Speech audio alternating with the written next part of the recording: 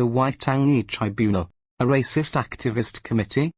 Is the Waitangi Tribunal way past its use-by date, and become nothing more than just another propaganda activist outlet promoting racism and divisiveness within New Zealand? Is it time now for the Waitangi Tribunal to be dismantled, wound up, and abolished? The New Zealand First and National Coalition Agreement says that it will amend the Waitangi Tribunal legislation to refocus the scope, purpose and nature of its inquiries back to the original intent of that legislation.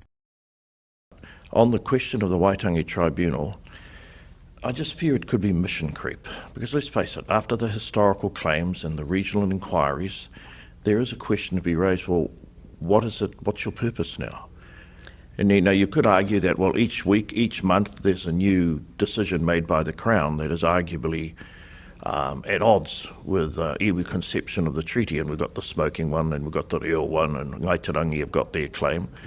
But a lot of those changes, we went out and asked for the votes of New Zealanders for those changes. What we want to do is just to review, after 50 years of its operation, its purpose, what worth is it creating by pursuing these large kaupapa claims, on whose behalf is it doing it, and is it time, as we race towards 2040, to refocus and repurpose the future Waitangi Tribunal.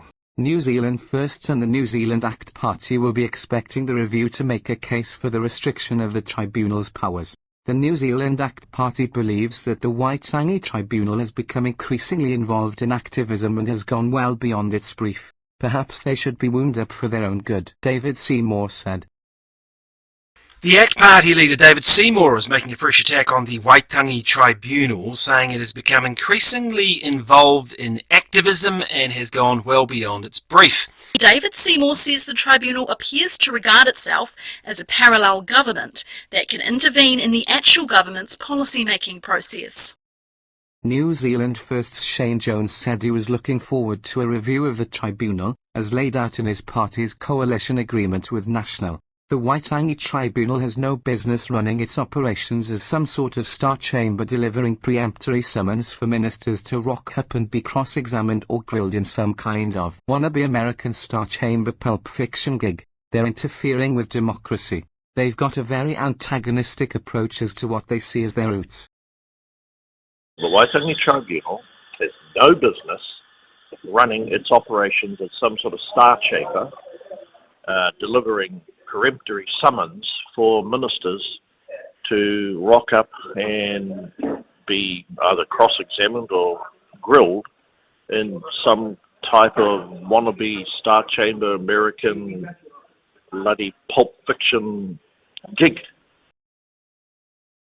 The coalition government could get rid of the Waitangi Tribunal completely if they wish to, and such action may well be in the overall long-term best interests for New Zealand.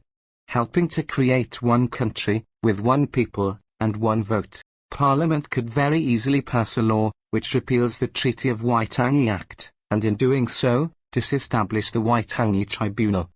Go National, go New Zealand First, and go New Zealand ACT. Good luck.